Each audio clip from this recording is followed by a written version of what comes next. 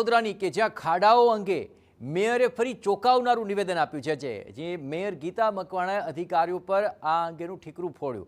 પાણી કાઢ્યા વગર ખાડા પૂર્યા અને એટલે પેચવર્ક ધોવાઈ ગયા। અધિકારીઓ યોગ્ય કામગીરી ન કરી અને આ ખાડા પડ્યા હોવાનો આરોપ મેયરે લગાવ્યો છે। અધિકારીએ રોડ બનાવનારા કોન્ટ્રાક્ટરોનો બચાવ કર્યો હતો। વરસાદ પડે છે એટલે ડામર ચોંટતો નથી તેવું અધિકારીનું કહેવું છે, પણ કરોડો રૂપિયા ખર્ચ્યા બાદ પણ વડોદરામાં આ ખાડા રાજ યથાવત રહ્યું છે।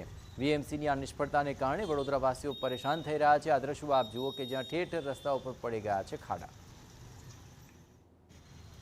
ઘણી જગ્યાએ એવું હતું કે જે ખાડા પૂર્યા એ પાણી લગભગ એ લોકોએ સાફ કર્યા વગર જ પેચવર્ક કર્યું છે, અથવા તો પછી ભેજના લીધે જ્યાં કામગીરી થઈ છે એવી જગ્યાએ ખાડા બાજુમાં ફરી વારના પડ્યા છે। અત્યારે જ અમે અધિકારીઓને બી સૂચનાઓ પણ આપી દીધી છે કે જ્યાં સુધી ખાડા પૂરા સુકાય નહીં ત્યાં સુધી તે પેચવર્ક નહીં કરો, અને જે રીતે હોટ મિક્સ મટીરિયલનો જે યુઝ કર્યો છે તે જગ્યાએ ઘણી જગ્યાએ ભેજવાળી ભેજના લીધે પણ ખાડા જે જગ્યાએ પૂરે છે ફરી વારના થયા છે। તો પ્રોપર કામગીરી કરવા માટે અધિકારીને સૂચના આપી દીધી છે।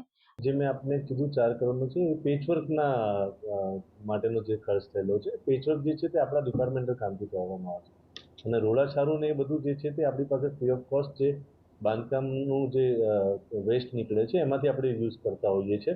અને ચોમાસામાં ચાલુ વરસાદને લીધે આ તમામ જે રોડા સારુંના બધા આપણે જે નાખતા હોઈએ છીએ ટેમ્પરરી જે ખાડા પૂરીએ છીએ એ ફરીથી વરસાદ આવવાને કારણે ફરીથી વ્હીકલોના મૂવમેન્ટને કારણે એ બધું ડિસ્ટર્બ થતું હોય છે, એટલે એને ફરીથી પુરાણ કરવું પડતું હોય છે।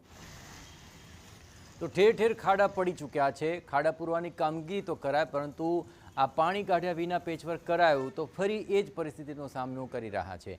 મેયર અધિકારીઓ પર દોષનો ટોપલો ઢોળી રહ્યા છે। બીજી તરફ અધિકારીઓ કહી રહ્યા છે કે યોગ્ય પેચવર્ક નથી થયું કારણ કે પાણી ભરાયેલું હતું ને તેને કારણે હજુ પણ આ ખાડા રાજ યથાવત છે।